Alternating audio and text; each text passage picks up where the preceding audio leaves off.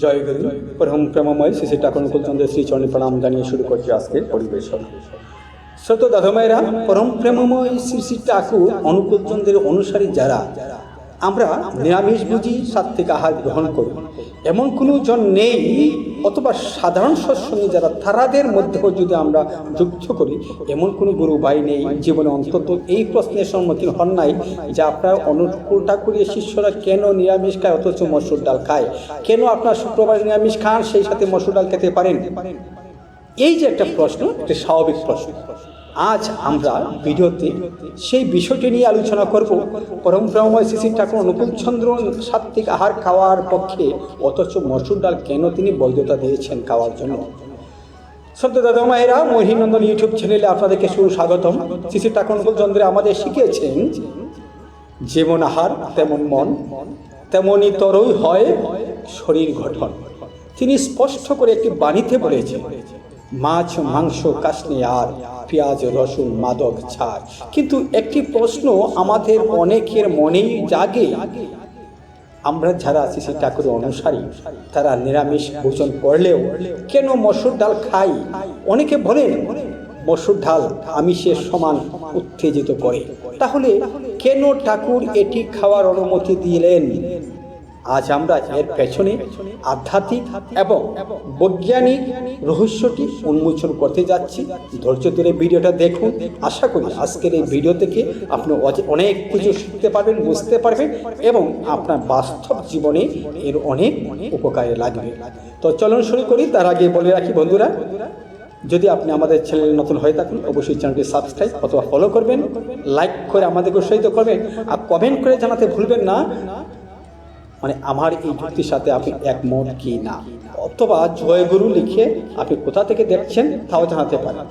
আর একটা কথা বলে রাখি বন্ধুরা, যেহেতু আমাদের ভিডিওটি যাজনী কর্মকাণ্ডের উপর, সুতরাং ঠাকুরের কথা সারা বিশ্বময় যাতে ছড়িয়ে পড়ে, সবাই যাতে জানতে পারে, সেই আঙ্গিকে যদি ভিডিওটি আপনার টাইম লাইনে শেয়ার করে দেন, তাহলে হয়তো আর শত শত হাজার হাজার গুরু ভাইয়েরা দেখতে পারবেন, বুঝতে পারবেন এবং সেই যাজনের অংশীদার কিন্তু আপনি হতে পারেন।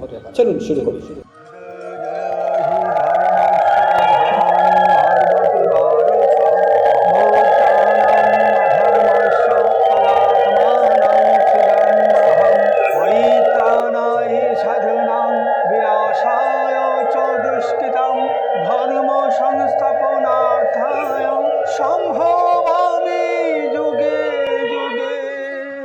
দাদা মায়েরা, শ্রী শ্রী ঠাকুর কেবল একজন ধর্মগুরু ছিলেন না, তিনি ছিলেন একজন শ্রেষ্ঠ বিজ্ঞানীও বটে। তিনি জানতেন শরীরের জন্য প্রোটিন বা আমিষ উপাদান কতটা প্রয়োজন। তিনি মাছ মাংস এবং পেঁয়াজ রসুন ছাড়তে বলেছেন, কারণ এগুলো মানুষের মধ্যে তামসিক বা উগ্র প্রবৃত্তি জাগিয়ে তুলে, যা উপাসনার বা ধ্যানের পথে আমাদেরকে প্রতিনিয়ত বাধা সৃষ্টি করে। কিন্তু মানুষের শরীরের কোষ গঠনের জন্য প্রোটিন তো লাগবেই। মসুর ডাল হলো উদ্ভিজ্জ প্রোটিনের এক বিশাল উৎস। শ্রী শ্রী ঠাকুরের দর্শনে যা কিছু উদ্ভিজ্জ এবং যা মানুষের স্নায়ু বা মস্তিষ্ককে উগ্র না করে পুষ্টি যোগায়, তা গ্রহণীয়। মসুর ডাল উদ্ভিজ্জ হওয়ার কারণে এটি আমিষের পর্যায়ভুক্ত নয়। সদ্য দাদা মায়েরা, অনেকে প্রাচীন শাস্ত্রের দোহাই দিয়ে মসুর ডালকে আমিষ বলে থাকে, কিন্তু শ্রী শ্রী ঠাকুর আমাদেরকে শিখিয়েছে আক্ষরিক অর্থে যে উপযোগিতাই হচ্ছে বড়। পেঁয়াজ বা রসুন সরাসরি মানুষের কাম, ক্রোধ বা উত্তেজনা বৃদ্ধি করে, যা সাধনার পরিপন্থী। কিন্তু মসুর ডাল সহজপাচ্য এবং এতে এমন কোনো উপাদান নেই যা পেঁয়াজ রসুনের মতো স্নায়বিক উত্তেজনা তৈরি করে। ঠাকুরের বিধান অনুযায়ী আমরা যা খাই তার প্রভাব আমাদের চিন্তার ওপরে পড়ে। মসুর ডাল শরীরকে শক্তি দেয়, কিন্তু মনকে চঞ্চল বা কলুষিত করে না। তাই নিরামিষ আহারের মধ্যে মসুর ডাল একটি চমৎকার পুষ্টিকর বিকল্প হিসাবে স্বীকৃত। অপরপক্ষে দাদা মায়েরা, আমরা জানি ঠাকুর কে বলা হয় যুগ অবতার। তিনি যুগের প্রয়োজনে সাথে তাল মিলিয়ে তিনি আমাদের জন্য বিধান রচিত করেছেন। দেখুন, বর্তমানে 1 কেজি মাছ কিংবা 1 কেজি মাংস কিনতে গেলে যেখানে 4 থেকে 500 টাকার প্রয়োজন হয়, সেখানে এর থেকে বেশি উপাদানের পুষ্টি 1 কেজি মসুর ডাল আমরা 100 টাকা, মানে 80 টাকা থেকে 100 টাকা, বাংলাদেশে সেটা সর্বোচ্চ 100 থেকে 110 টাকা, আর ইন্ডিয়াতে হয়তোবা 100 টাকার চেয়েও আরও কম টাকার মূল্যে আমরা 1 কেজি মসুর ডাল পাচ্ছি। অথচ 1 কেজি মাছের চেয়ে বেশি পুষ্টিকর খাবার হচ্ছে 1 কেজি মসুর ডাল। আমরা নিচে একটা গ্রাফিক্স চার্ট দেখিয়ে আপনাদেরকে বুঝিয়ে দেব কোন খাবারে কী পরিমাণ পুষ্টি রয়েছে। তো দেখুন, সেই বিষয়টা মাথায় নিয়েও ঠাকুর ভেবেছেন, কারণ তিনি ভেবেছেন এই বর্তমান যুগে আমরা অনেকেরই 1 কেজি মাছ কিংবা 1 কেজি মাংস কেনার ক্ষমতা থাকবে না, তাই তার পুষ্টি যাতে পূরণ হয় সেই চিন্তা মাথায় রেখে ঠাকুর আমাদের জন্য সহজপ্রাচ্য একটা প্রোটিনের ব্যবস্থা করে দিয়েছেন, যা আমরা সহজেই 100 টাকা থেকে 110 টাকার মধ্যে 1 কেজি প্রোটিন বা 1 কেজি মসুর ডাল কিনতে পারছি। দেখুন, এখানে বলা হয়েছে, এটা করে বাণীতে বলা হয়েছে মাছ মাংস কাশনে আর। ঠাকুর যখন বলেছেন মাছ মাংস কাশনে আর, তখন তিনি মূলত প্রাণী হত্যার বিপক্ষে এবং অহিংসার পথে চলার কথারই ইঙ্গিত করেছেন।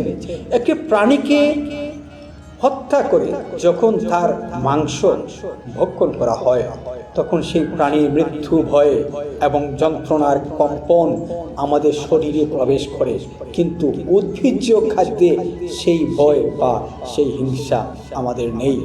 মসুর ডাল একটি শস্য জাতীয় খাবার, এটি ভক্ষণ করলে কোনো প্রাণীর প্রাণহানি ঘটে না।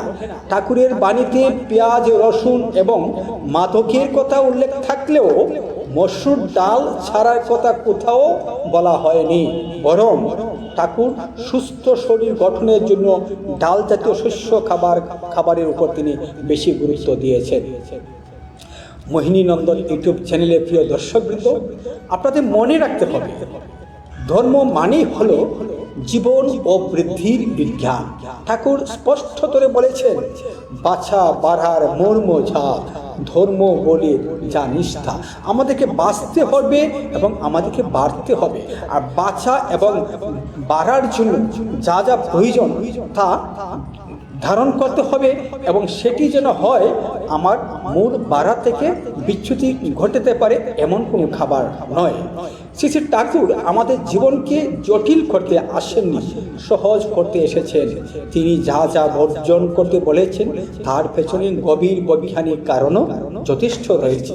পেঁয়াজ রসুন আমাদের ইষ্টানুবদ্ধে বাধা দেয় বলেই তিনি তা ছাড়তে বলেছেন, কিন্তু মসুর ডাল আমাদের শরীরকে নিরোগ রাখতে এবং প্রোটিনের অভাব পূরণ করতে সাহায্য করে। তাই ঠাকুরের নির্দেশ মেনে নিরামিষাশী হয়েও মসুর ডাল খাওয়া সম্পূর্ণরূপে যুক্তিযুক্ত এবং শাস্ত্রসম্মত। চলুন, আপনাদেরকে বলেছিলাম একটি গ্রাফিক্স চার্টের মাধ্যমে সেই প্রাণীজ আমিষ এবং উদ্ভিজ্জ আমিষ খাবারের মধ্যে কি পার্থক্য, কি বৈশিষ্ট্য এবং কি সুবিধা অসুবিধা রয়েছে তা দেখাবো। তাই নিচে আপনাদেরকে চার্টটি আমি তুলে ধরছি। দেখুন, এই গ্রাফিক্স চার্টের মধ্যে আমি 3টা কলাম করেছি। প্রথম কলামে রয়েছে ফিচার, দ্বিতীয় কলামে রয়েছে মাছ মাংস, আর তৃতীয় কলামে রয়েছে সেই কাঙ্ক্ষিত মসুর ডাল। তো আমরা প্রথমেই বলেছি প্রোটিনের উৎস। প্রাণীজ প্রোটিন উৎসটা মানে মাছ মাংস হচ্ছে প্রাণীজ প্রোটিন। প্রোটিনের উৎসটা মাছ মাংস হচ্ছে প্রাণীজ প্রোটিন, যেটা প্রাণী থেকে প্রাপ্ত। অপরদিকে ডাল উদ্ভিজ্জ প্রোটিন, যেটা উদ্ভিদ থেকে প্রাপ্ত। 2 নম্বরে রয়েছে স্নায়ুর উপর প্রভাব। স্নায়বিক উত্তেজনা এবং উগ্রতা বৃদ্ধি করে মাছ মাংস, যেটাকে বলি আমরা তামসিক খাবার।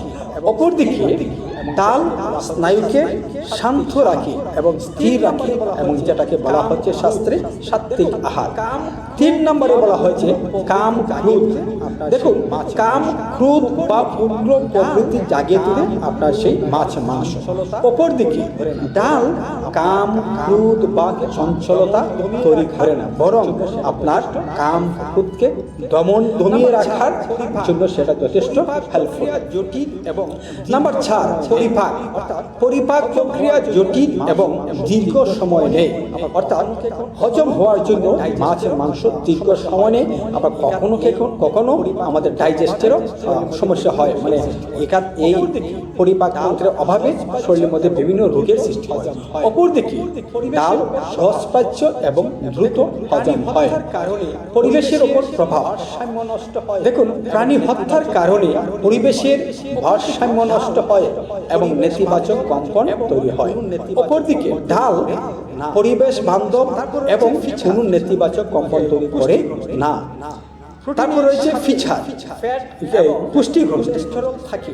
প্রোটিনের সাথে ফ্যাট এবং কোলেস্টেরল থাকে, যা স্বাস্থ্যের জন্য ক্ষতিকর অবশ্যই হয়ে থাকে। অপরদিকে প্রোটিনের সাথে ডালের সাথে ফাইবার, ভিটামিন এবং মিনারেল থাকে, যা স্বাস্থ্যের জন্য অবশ্যই উপকারী। এখানে শেষে ঠাকুরের বাণীতে দেখুন, শেষে ঠাকুরের বাণী এখানে স্পষ্ট করে ঠাকুর বলেছেন, মাছ মাংস কাশনে আর পেঁয়াজ রসুন মাদক ছাড়। মাছ মাংসকে বর্জন করতে বলা হয়েছে। অপরদিকে আহারে সুচিতা রাখবি, মনে সুচিতা থাকবে, অর্থাৎ সাত্ত্বিক আহার গ্রহণ করার কথা বলা হয়েছে। সুতরাং ডাল একটি উদ্ভিজ্জ আমিষ বা উদ্ভিজ্জ শস্য জাতীয় খাবার। সুতরাং সেখানে আমাদের মনে সুচিতা অবশ্যই থাকবে, আহারে সুচিতা থাকবে, তাই ডাল জাতীয় শস্যকে গ্রহণ করতে বলা হয়েছে। শ্রদ্ধেয় দাদু মায়েরা, পরিশেষে আমি এই বলতে চাই, আহারে সুচিতা বজায় রাখা মানেই হলো মনের সুচিতা বজায় রাখা। আসুন আমরা শ্রী শ্রী ঠাকুরের প্রতিটি বাণী অক্ষরে অক্ষরে পালন করি এবং কুসংস্কার মুক্ত হয়ে প্রকৃত বিজ্ঞানের পথে চলি। মনে রাখবেন, শরীর যদি সুস্থ না থাকে তবে মনও সুস্থ থাকবে না, আর মন সুস্থ না থাকলে সাধনা সম্ভব নয়। সদ্য দাদা মায়েরা, ভিডিওটা যদি ভালো লেগে থাকে তাহলে আমাদের ভিডিওটা একটি লাইক করুন, কমেন্ট করুন আর শেয়ার করে অন্যান্য গুরু ভাইদেরকে দেখার সুযোগ করে দেবেন। ভালো থাকুন, সুস্থ থাকুন। দেখা হবে আমাদের পরবর্তী ভিডিওতে। আজকের জন্য এখানেই বিদায় নিলাম। জয় গুরু।